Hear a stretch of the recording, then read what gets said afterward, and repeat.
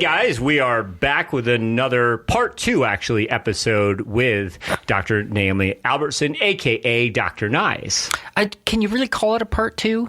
Yes. It's real, but it's like... It's the second part. It's the second episode. But it's so different, but it's also so interconnected. Oh my gosh, you just blew my mind. That's not hard to do, but you did.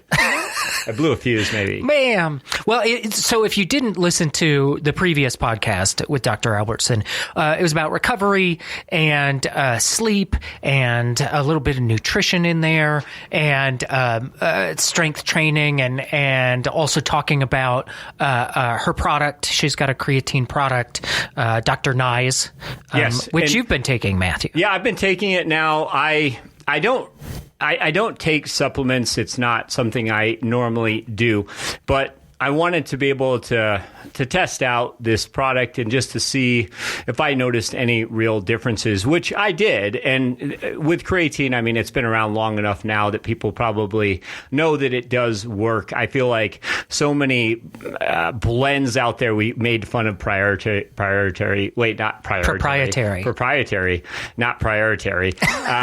Proprietary. I can't say it. What's it called?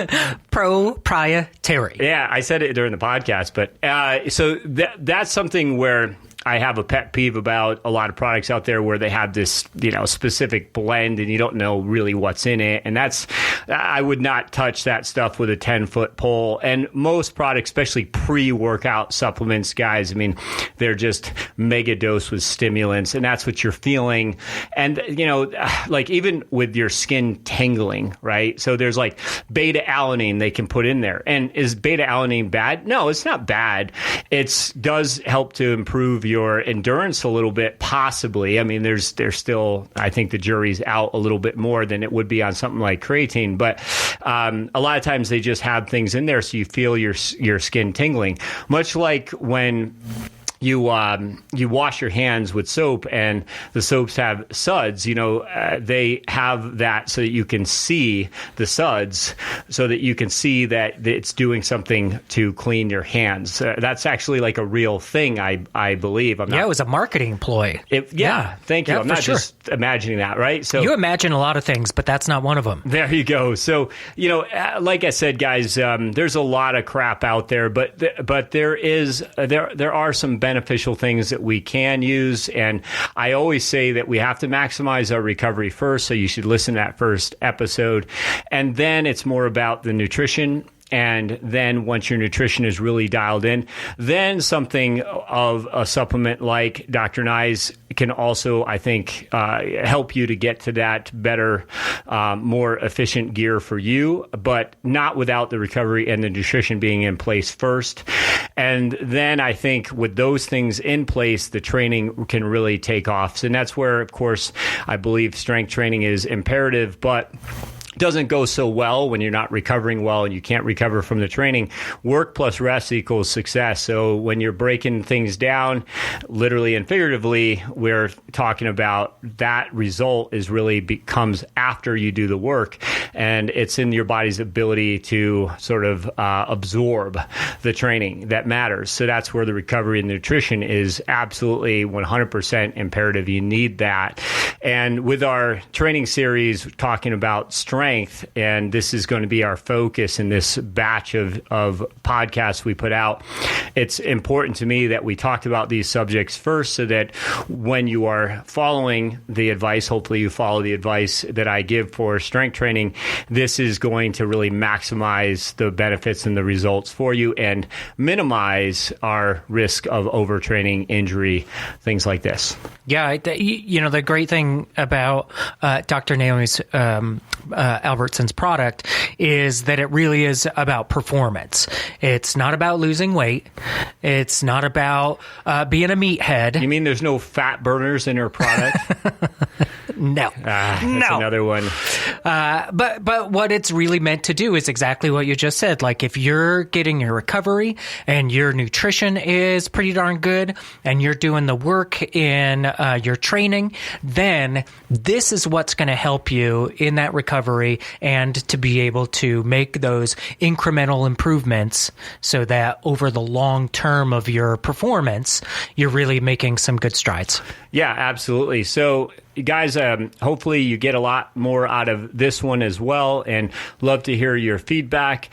Just know that we are never going to promote something that we don't believe in. It's not about getting some money from a sponsor. It's about serving you guys better today than we did yesterday. That's always the goal. And to do that, we bring in the experts, and Dr. Naomi Albertson is certainly an expert. So she sure is. Listen in, enjoy. Hey. Would you just stop doing that? Just don't. Hey. You're embarrassing yourself. You're embarrassing me. You're embarrassing Dr. Albertson now. I'm Matt Albert. That ain't right. Hi, guys. This is the Relative Run Readiness podcast. And as always, I get to be your host along with Mr. Chad Sweet. And today we have Dr. Naomi Albertson with us. If you listen to the first podcast on recovery, then you know a little bit more about her. If you didn't, I would suggest that you listen to that first, because recovery is to me, the pillar in training, which starts with recovery. And then I would say nutrition and then the training. Now, they're all important, but I believe that if I had to pick an order, that's the order I would go in of importance. So, we talk about training as being something that we all should do on a daily basis, but I hear all different kind of recommendations. We have the doctor in the house, so we're going to talk to the doctor today about what she believes when it comes to advice that we hear. So, for example, 150 minutes a week is what I hear for just, say, walking, right? You want to do some good, just easy cardio even. And then intensity work where you might be on that, that spin bike, or you're doing some intervals of some sort, threshold work, anything where the heart's working a little bit harder. Then I'm seeing the recommendations be around 75 minutes. So it always kind of cracks me up because, of course, who are we talking about and how relative is it for that person? I certainly think consistency is key, especially for just starting off with, say, walking 20 to 30 minutes a day, and you want to feel better, you want more energy, quit taking those supplements that are supposed to be jacking you up and making you feel like you've got all this energy. It's just all these stimulants they put in, which is mainly like mega caffeine. And it's $1 billion industry for a reason, and I think it's bullshit. And I'm just going to say that. And Naomi, now that I've said that, you have a supplement. I sure do. So explain to me why it's not BS what you are promoting versus what's out there. And I'm of course leading you into this because I take your supplement. I believe it works, and it doesn't have all that nonsense in it, though. It doesn't have the fillers in it. We want to talk about that a little bit, and we want to just talk about good overall nutrition and how it ties in hand with training, yep. Right? So, Matt, I totally agree with you. It is a multi-billion-dollar industry out there, and it's unfortunate because I think it has kind of talked the general public into like, oh, I can get all my nutrition through these 5 capsules that I take throughout the day, which is complete garbage. That being said, I am, as you know, an MD, and I am a believer in evidence-based medicine. And I think that, unfortunately, as we age, the requirements to support normal bone and muscle function change. And it's very hard to get them just through your diet. I encourage people all the time, like, if you can eat your nutrition, do it. Food is, there for a reason. But if you can't, and if you feel like, darn it, I'm falling short, I'm not getting adequate levels of protein, I'm not getting adequate levels of, vitamin D, whatever, then that's when you need to look at it. And I encourage all of my patients, do the math. Look at what you're eating first. If you are already getting the right amounts of vitamin D, magnesium, calcium, proteins, well, stop supplementing. Like, what is the point of it? You're just going to, your body's going to get rid of it. It doesn't need it if you already are getting what you need. What my product is, as you know, is a product that I designed completely based on the research in order to support normal for your entire frame, really. So bone and muscle. And what's in it is what's recommended in the research for normal bone turnover after the age of 35 and for muscle. Now, muscle's tricky because, as you know, Matt, like, you have to do the strength training. Like, there is not anything that's going to make you strong if you're sitting on the couch doing nothing. And so, you still have to do the exercise. That's just part of the equation. You have to give your muscles what they need. They need amino acids. They need, which is proteins typically. You can take branched chain aminos. And as you know, leucine's getting a lot of press as one of the essentials. That being said, I think, giving your body the addition of something called creatine can also be really helpful to not only slow down muscle wasting that happens naturally with aging, but also to increase strength. And so I think for those of us who are older than 35, right, unfortunately turning 50 this year, I think giving your body what it needs to minimize losses and continue to see increases is critical. Now, Dr. Albertson, you mentioned creatine. Yeah. And I think for a lot of people, that equates to muscle heads. That equates to gym rats. Absolutely. Not necessarily, hey, I'm over the age of 40 and now I want to go run the trails or something like that. How is creatine helping me in Absolutely. That? So it's such a great question. So creatine's naturally occurring. First of all, your body makes it. Between your liver and kidneys, you make a small amount of creatine. It hangs out primarily in your skeletal muscle. And that being said, unfortunately, as we age, we make less. Right? So we got to get it from some exogenous source. And the two primary sources through our diet are red meat. You'd have to eat a pound a day, or salmon. And I mean, that's a whole nother discussion. We could talk about mercury and big fish and what's happening to overfishing in the oceans, et cetera. So, I mean, I tend to tell people, like, if you are interested in giving your body adequate levels of creatine that can be stored and used for your muscle function, then you probably are going to have to find a supplement source for it, because chances are you're not going to eat a pound of grass-fed beef every day, right? So what the heck does it do? So, I mean, your body, like I said, is naturally making this stuff. What it does is it hangs out in your skeletal muscle. And then when you do a contraction, whether it's, a push-up or a pull-up or a, bench press or a curl or whatever it is, what happens to that creatine is it's hanging on to some extra phosphates in your muscle. And so it frees up a phosphate to make an energy molecule, so an ATP. So it turns an ADP or an adenosine diphosphate to a triphosphate, and it allows for a bigger muscle contraction. So like I said at the beginning, like, you still have to do the exercise. Like, this stuff is not magic. It's just going to work if you're doing the exercise.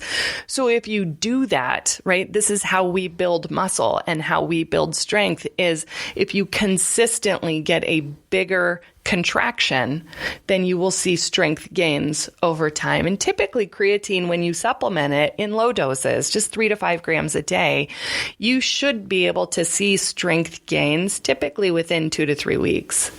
Yeah, no, I've noticed that myself. Now, I don't take supplements.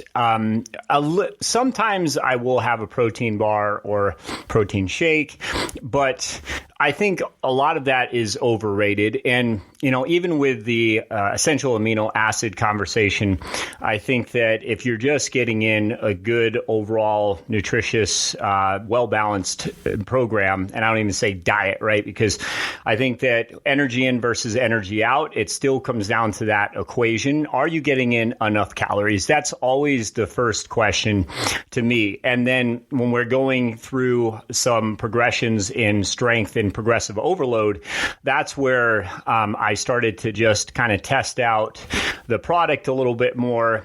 And I think it's now been around for 20 plus years. There's a lot of evidence. You actually have on your YouTube channel, you have a great description of creatine and what it does for you. Is that Dr. Nye's? Is that the YouTube channel? It is. And all of our, YouTube videos and podcasts can be accessed through our website, which is www.boneandmuscle.com. But yes, I mean, I think the video that you're referring to, Matt, was, a video we put out about what creatine is from a medical perspective, because there are, like you mentioned, Chad, I mean, there's a lot of muscle heads out there who are already familiar with creatine, because it's been on the market not 20 years, but 55 years, believe it or not. And, when it first hit the market, it was, unfortunately, it got a bad rap because people were using huge doses of creatine, so 20 grams plus, and at the same time pushing their protein levels to 300 grams plus, and then cutting weight, right? Dehydrating. So that's not a good combination for your kidneys ever, to dehydrate. And when you've got that much load with protein and or creatine, it also is not great. And so thankfully those issues have been studied over the last 55 years and shown out that creatine is very safe. It's very effective. I put my elderly patients who are recovering from surgeries, recovering from illness, recovering from, injury on low doses of creatine, because I don't want them to get weaker because they're not active, right? Right. And in strength training, I'm going to explain a little bit as a runner why this works for me, because it's not about getting my swole on, okay? I mean, it's maybe a side effect of having better aesthetics, but the athletics are what I'm more concerned with. And if I'm running, let's say I'm getting ready for this mountain race and I'm trying to average, 6:30 per mile in the mountains, okay? That's actually that's a tough thing to do in the mountains. So how strong I am absolutely matters. Now, when I go into a strength program where, let's say that I was doing something at 8 reps until I feel like I tested at 8 reps and that was like the best I could do. And now I can do that same weight, but I can do it for 10 reps, or I can do more weight at 8 reps. Whatever it is, point is I'm getting stronger. Now, why that matters, guys, is because when I go out there to distribute power for power economy out in the mountains, when I am doing that same mountain run, it might be at, say, 70 to 80% of my max effort, whereas before I was closer to 90% of my max effort to do that same course. Why is that? Because the stronger my base is, the more force I can produce, the less force it takes me to be able to do the same pace, right? So in other words, now I can go to, if I want to test myself, I can do that same course and go all out, and I can run it faster. So a good example, I think, is, for example, when you look at Mike Tyson's last fight, and I heard Joe DeFranco talk about this on his podcast. Makes perfect sense, though. People were talking about his endurance in that fight, and he was just basically the same Mike Tyson, just older, has incredible power. But when he was throwing punches, he was only throwing probably at 70% of his maximum effort, right? But it's punishing his opponent at what that guy can do at 100%. If he throws one good punch at 100%, he might be matching Mike Tyson's 70%. Why is that? Because his max base strength is just so incredible, right? But that is where I think we can improve power economy just by improving our overall base strength levels. Now it just takes less to do the same thing. Now my heart rate is lower, etc. And last point I want to bring up, but stuff like TRT, is testosterone replacement therapy, guys. It seems to be rampant, and I keep hearing about it, and I keep hearing about guys that are doing it younger and younger. And I don't want to name names, but just talking to somebody recently who's like 35 years old and starting on TRT. And look, I'm 48. I don't want to rely on stuff like that. And the thing is, what I know about a lot of these people taking TRT is they don't have their recovery down. They don't have their nutrition down. Their training can be stupid. Okay. And in other words, they're trying to do the same training they did in their 20s, and they just can't get away with it anymore. So, to me, you can't cheat the system like that. Eventually you have to pay the bill. And starting on TRT, look, if anybody's doing it or on it, that's your choice, and I respect that choice. I'm just saying, for me, I don't want to mess with my hormones. I want to find out how I can find a good balance. And then if I can get a good edge with something that I feel like is good for me and is based off of science, what I can do long term, then I'll do that. So a little bit of a loaded question, but first of all, Chad, did you finally get off the TRT? I was talking about Chad in that scenario. I never have, nor ever will I take TRT, because I don't want to be like you, Matt. You'll never be like me. That's assured. Okay. I just wanted to point out, though, that with somebody like myself with these kind of competitive goals, I also would consider it to be cheating if I took TRT. Absolutely. I think it is cheating. I mean, and I think, it brings up a whole nother podcast, frankly, that we should have, which is that, about performance enhancing drugs and the history there maybe, and, sort of why they are not good for you, and exactly what you're saying, Matt, of, how advanced these things have become, unfortunately, and how available they are has been, problematic for sure in the sports medicine world for, eons. But I think, your perspective, of course, of taking a more realistic look at your training and at your recovery. I mean, and here we are talking about recovery, really, but we've kind of gone on a tangent really about well, shoot. I mean, if you're stronger to start with, does that somehow improve your recovery, right? And I think, that's something that, is a whole nother podcast, frankly. Yeah, no, absolutely. And when it comes to the training, though, strength training in particular, one thing I wanted to bring up was just, if I put in a quality day on Monday, first of all, I'm going to do, say, some threshold work in my run. Okay. So I might do some thresholds, some tempo running, something like that. And then I'm going to get in something to eat. I'm going to recover a bit, and then I'm going to get in my strength training. And I like to do those on the same day. Now, Tuesday and Wednesday are easy days for me. And I'll especially make sure that I'm paying attention to, for example, my heart rate. So I will make sure that I'm going at a slow enough, easy enough pace where it's like a Kenyan shuffle I run at. And it's amazing to me how many people that just run too hard on their easy days still. But I believe in getting a good full 48 hours or more of recovery before I'm going to do another quality day. So then Thursday, I might do, say, some intervals, and then I will do some strength work that kind of matches that theme, where I'll do actually more power work on that day. So Monday for me in the strength room was a little bit more about my overall strength, muscular endurance, etc. And then on Thursday, it's going to be a little bit more about plyometrics and more for tissue tolerance, more for tendons, and more for that sort of adaptive response.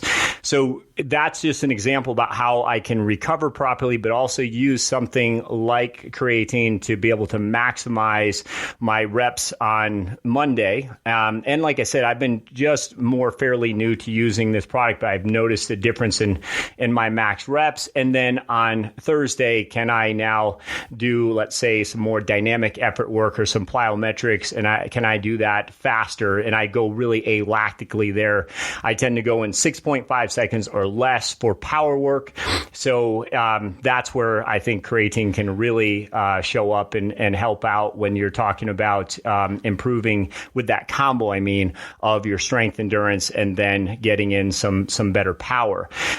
So that being said, when it comes to your nutrition and it comes to the training, I think that we just want to steer people in the right direction about not trying to find something that is maybe untested, or when I say cheating, guys, by doing something like TRT, like if that's your choice, if you want to do that and you're not going to compete and try to win titles, again, I'm not judgmental there as much as I would be maybe somebody who all of a sudden seems to be finding a second life when when it comes to their competitive edge. But for everyone, and including my own sister, I told her I would send her a link to this podcast when it was out. I get mad at the information that's out there because she's done a wonderful job at getting herself healthier and happier, and she's losing weight. But, you know, she texted me and said, what pre-workout supplement should I take? And this is somebody who's on her way to finding the best version of herself, but there's still some work to do. And my heart just jumped, like just thinking about some of these supplements out there that I think are, really dangerous, but also I think leads to depression, right? Leads to a lot of hormonal imbalances, things like that. So I think I convinced her not to take anything like that, but it's just so easy, right? You see the picture, you see the person you want to look like on that picture. They're apparently taking this product, which I can tell you they usually are taking a lot more than that product, if they've even taken that product at all. Right. So what's your thoughts on that? I'll let you kind of close up with that.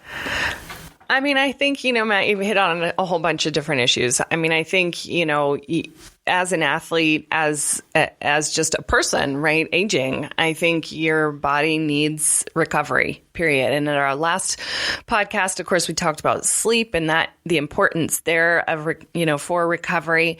I think the nutritional piece is much more complicated, depending on your activity levels, but absolutely. Have a dietitian or a professional, a nutritionist help you along those ways. If you're not sure, right? If you don't know what you should be eating for your activity, then, reach out to somebody and get some help. Where my product kind of falls into the milieu here, or the whole, picture, really is for people who are already doing the exercise, right? It's for people who are interested in performance, who are trying to maximize their performance, whatever that looks like for them, whether it's, racing or whether it's training, and where it really falls into the mix is not only, again, to improve strength and frame support. And I want to come back to that because I think we sort of forget sometimes about some of our athletes who are either, overtraining or under recovering, who wind up with injury, right? And that's usually where I see them in my office. And I might see them for a tendonitis, but I might see them for that stress fracture, right? And I get asked all the time, like, why do my joints hurt more as I've aged? Because you're telling me that my joints have probably been pretty similar for the last 10 years. And it has everything to do with muscle loss, right? So when your muscles aren't controlling those joints, you're going to feel them more. Right. And so I think, again, coming back to this concept of I got to support your muscles, but I also have to support your bones, because your bones will feel the effects of overloading. And that's where we start winding up with things like stress fractures. And stress fractures, the incidence of stress fractures are typically in growth phases. So in our younger athletes who are, growing and have higher metabolic needs and are just not keeping up with their nutritional requirements. And believe it or not, in our 40s, 50s, 60-year-old active athletes who are also not keeping up with their nutritional needs. And so, and or overtraining, under recovering, right? So, I think you have to look at all of this stuff as it's all together. Like you can't train and, not get adequate sleep and get decent nutrition. That's not going to end well, right? You can't train and get great nutrition and not sleep. That's not going to end well. So you got to put it all together at some level. And again, I think, getting advice from somebody who specializes in nutrition is certainly reasonable. There's wonderful sports nutritionists out there. There's so many, great position statements from some of the academies, like the American Medical Society of Sports Medicine, and then also like the International Society of Sports Nutrition. And I think, they publish, recommendations for active aging athletes. And so, I think getting yourself educated so that you know what you should be doing from a nutritional perspective, and then kind of dialing it in, is the answer. Are you saying we shouldn't trust the salesperson at GNC? Should you not trust the proprietary blend? I think that you should not trust the proprietary blend. I think that you should get educated about what you need, and you should trust medical sources that have adequate research behind them to make the recommendations they're making. Yeah. If something's too good to be true, it probably is. There's no shortcuts. People, have that magic pill. You want to take that pill. You want to get that shortcut. It doesn't exist, guys. It really doesn't. And of course, admittedly, there are things like, again, TRT you're going to feel a lot better. But I believe that, well, I shouldn't say that. I feel good. Now I'm sad. But those kind of ideas, I'm not completely opposed to it. I think there are people who might need that kind of help, but it should obviously be something that is really researched and looked into. Just like when we look at people who are struggling with their weight and performance, and they say, okay, coach, what did so and so eat when they were running this way? That's what I'm going to eat. It's more about write down what you're eating, but actually look at the labels. And by the way, the more labels that you're looking at, probably the worse it is for eating whole, real, fresh foods. But point is, actually know what you're putting into your body. And it comes down to, again, how much fiber versus refined sugar or other fillers are in there. And it's no different with when you're taking a nutritional supplement, which should truly just do that, supplement something you're doing. But if there's, blends in there that you can't really figure out, or they won't give you the numbers, and just put it down. And for the most part, I think stay away from any supplement that you don't truly understand, that you haven't researched, whether or not, no offense, it comes from a doctor or not. I totally agree. And honestly, I was sitting here nodding, thinking, I tell all my patients, if you can eat it, eat it. There's not any reason you should get anything out of a bottle, jar, pill, if you can do it through your nutrition. That's right. And I think eating enough creatine every day could run into the problems of, like you said, salmon, mercury, steak, too many saturated fats. That would be really tough to do. So that's where I think it can help. But also, I would say that I would still promote always more cycling on and off of stuff, even things that I think that can be really good for me at times. I don't feel like I should be always on certain things besides just whole foods all the time. I think you're right, Matt. I'm always right. I would disagree with that. You're not right about that. Well, this, guys, has been another amazing episode of Relative Run Readiness with Dr. Nye. We're so lucky to have Naomi Albertson with us. You're going to hear a lot more with Naomi, and hopefully more from Naomi than Chad over there. What the what? But we are collaborating, and I will say this to you guys, this is not about a sponsorship. Naomi and I have been working together for years with athletes. We're good friends. I completely trust Dr. Nye, but also I just think this is better information that we can get out there. If you're going to use something to help supplement your goals, then that's where I believe in Dr. Nye's product. So don't take any money for saying that. It's just something I use, and I believe in it. Where do we find your product, Dr. Albertson? You find it at www.boneandmuscle.com. That's beautiful. All right. Thank you so much. You're welcome. Man. Thanks for being here.